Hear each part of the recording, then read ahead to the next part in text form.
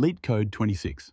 Remove duplicates from sorted array might seem basic, but it's key to real-world tasks like deduping streams, sanitizing logs, or compressing sorted data.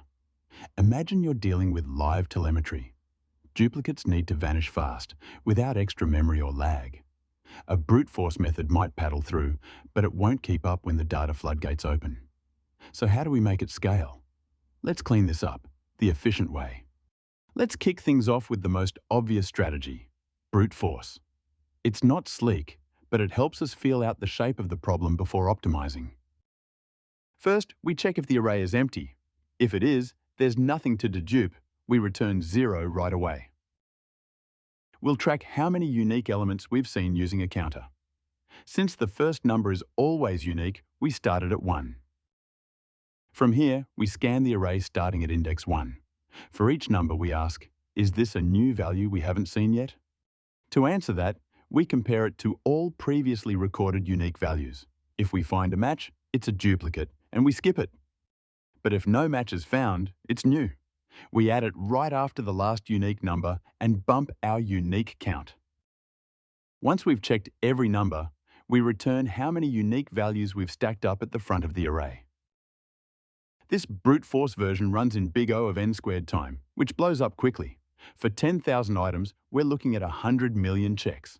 Space is fine at big O of 1, but that trade-off won't cut it for large inputs. So how do we cut the waste? Since the array is sorted, duplicates sit next to each other. That means we don't need to scan backward, just check the last unique number. Time to bring in the two-pointer trick. As always, check for edge cases. If the array is empty, we can short-circuit by returning 0 immediately. Next, we anchor a slow pointer at index 0. This marks the last spot where a unique value was written. Then we sweep through with a fast pointer, starting at index 1. At each step, we compare the current number to the last unique one. If it's different, we've found something new. We move the slow pointer forward and write the unique number into that slot. After finishing the scan, our count of unique values is just the slow pointer's index plus 1, since it's 0-based.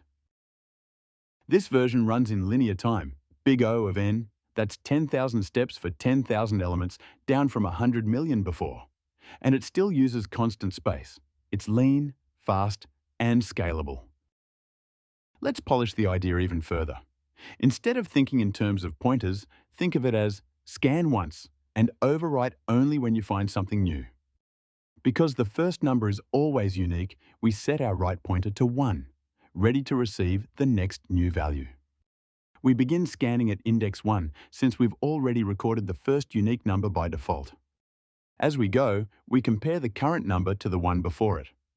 If they differ, we've found a new unique. We drop it into the right slot and bump the pointer forward. Once the loop ends, the right pointer tells us exactly how many unique numbers we've collected, and that's our result. Again, this is big O of n time and big O of 1 space. Clean, elegant, and highly performant. Exactly what you want in interviews or production pipelines. We started with brute force, solid but sluggish. Then came two pointers, same space, way faster. That dropped our complexity from n squared to n. And best of all, it scales. This trick isn't just for theory, it powers real systems, from telemetry filters to real-time analytics. If you can master in-place transforms like this, you're ready for anything, including FAANG-level interviews. So what else can two pointers simplify? Keep pushing, keep testing, and you'll sharpen your edge with every challenge.